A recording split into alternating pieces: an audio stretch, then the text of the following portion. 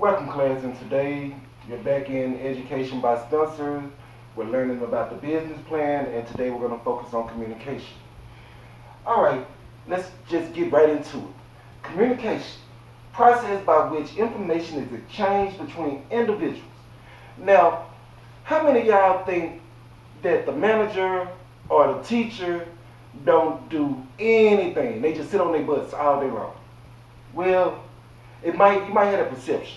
But honestly, a manager or a teacher or anyone like that in that type of situation, they are spending 50 to 90% of the manager's time is being spent communicating. Think about me as a teacher. I spend most of my time during the day facilitating and communicating instructions, directions, giving feedback, going over misconceptions. All right. Now, poor communication costs money and is a waste of time, which actually amounts on an average of 14% of the work week is wasted on miscommunication. Same thing in the classroom. If I give bad instructions on how to do an assignment, I have to go back and reiterate those instructions to make sure they're effective.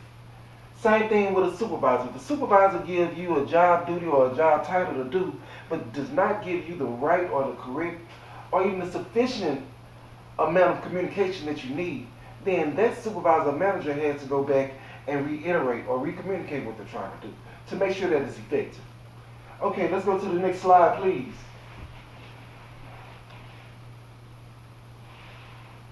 Frequent communication is related to better job performance ratings and organizational performance. Now, how many of you guys are athletes or play an extracurricular activity or anything of that nature? I want to take you onto the football field or onto the basketball court, track, whatever it might be, as long as this is a team sport. Think about this. You're in the hub. Coach calls a play, but the captain screws up the play.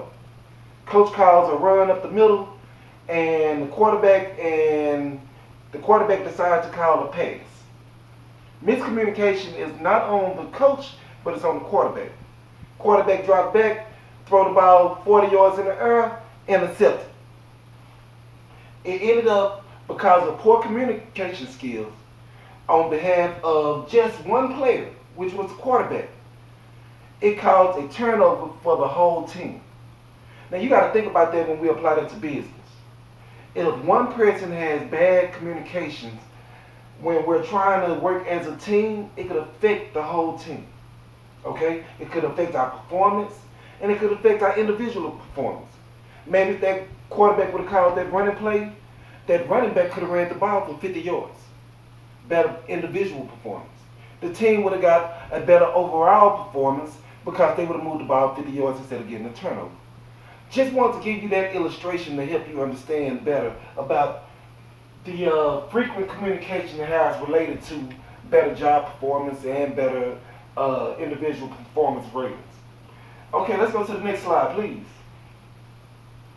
Hey, one-way versus two-way communication. All right, let me give you a couple of characteristics of one-way communication, and then we'll go to two-way communications, okay? One-way communication. Our characteristics or our variables will be accuracy, time, the receiver, which is the listener, and the sender, which is the speaker. When we deal with one-way communication, it's usually less accurate than two-way communication. It's faster to install or to implement one-way communication than it is two-way communication. Now, when it deals with the receiver, the listener, when we're dealing with one-way communication, they are oftentimes dealing with confusion, frustration, feel insecure, and have a lack of confidence based on how the information is being received. When we go to two-way communication, the receiver is more confident, more secure, better identified with what is being said. Meaning that when you have a two-way communication, the point that you're trying to get across is received much better than one-way communication. The last thing is the sender. With one-way communication, there's no criticism. It's nothing. The sender is insulated. He's blocked or she is blocked from all criticism. What they say in that message or that form of communication is what goes. There's no criticism, there's no feedback. Now, when we deal with two-way communication, there is criticism. The sender is opened up to have to respond back to the receiver to better clarify themselves for accuracy with the delivery of the communication. Let me give you an example of one-way communication and how it can affect two-way communication, and two-way communication can also resolve any problems with one-way communication. I have a student, imaginary student. Her name is Shonda, let's say Shonda Johnson. I sent Shonda Johnson a progress report home stating that she was failing my class. Now, that one-way communication form stated what she was failing and why she was failing, and there was no more explanation by me. It was simply a uniform letter sent to her parent. Now let's go to what can result from that type of one-way communication. A parent thinking that the child is failing the class. Okay, here go to two-way communication.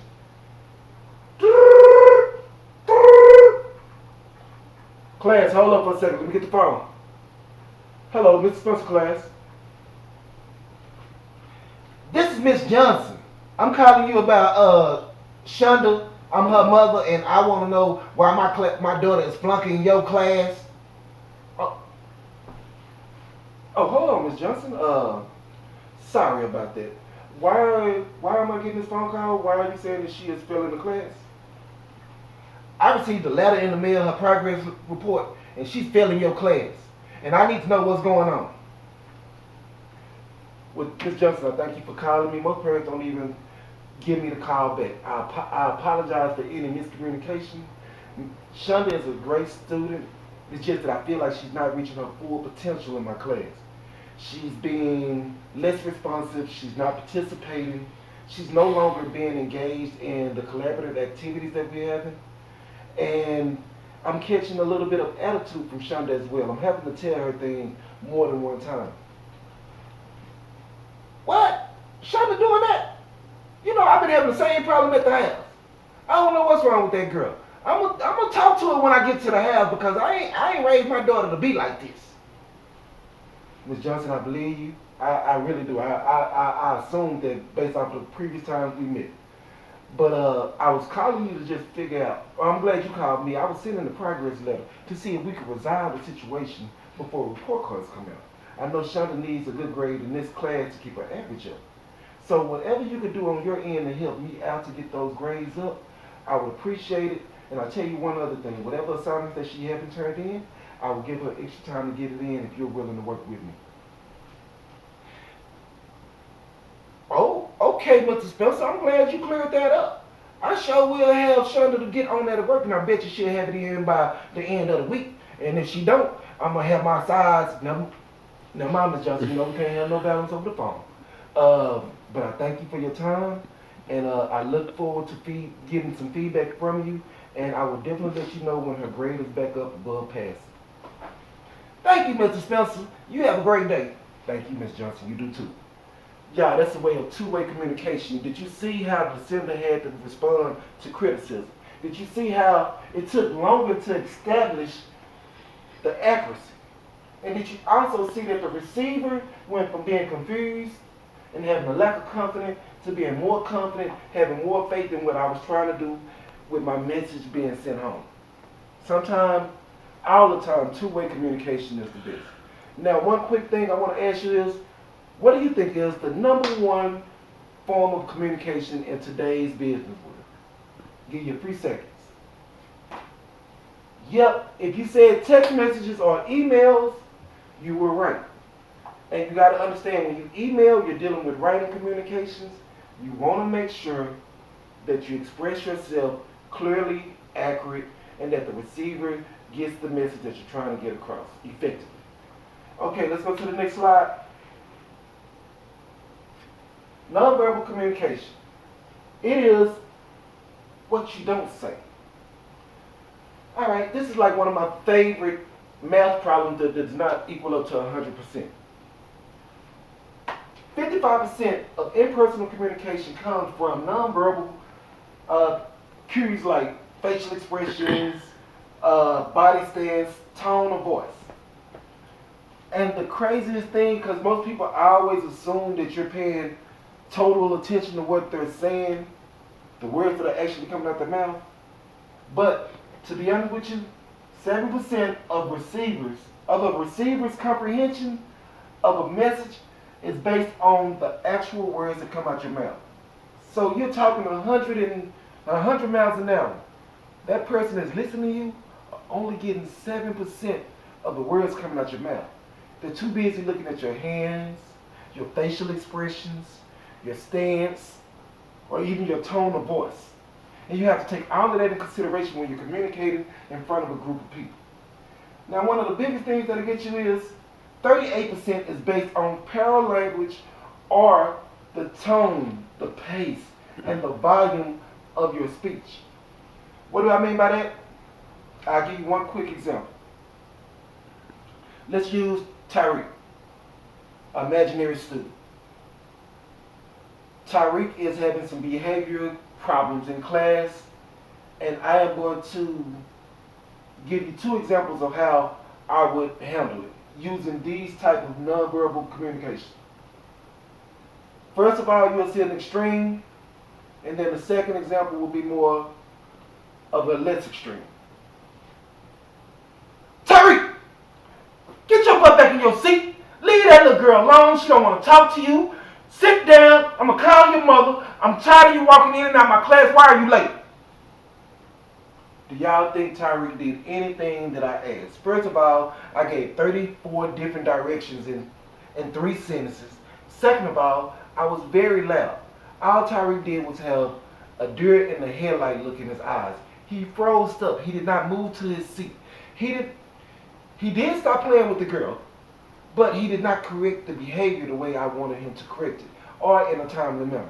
All he did was freeze up and try to comprehend what was coming out of my mouth, but he was too busy looking at my nonverbal expressions. Now, let's try that again. Tyreek, sit down in your seat. Leave that little girl alone. She don't want to play with you. She don't even like you. Please sit back down in your seat and do not walk in and out of my classroom anymore. And if I have to tell you again, then we will have to deal with this a different way. Is that all right, Mr. Tyreek? Now, which way do you think was more effective dealing with a student having a behavior issue?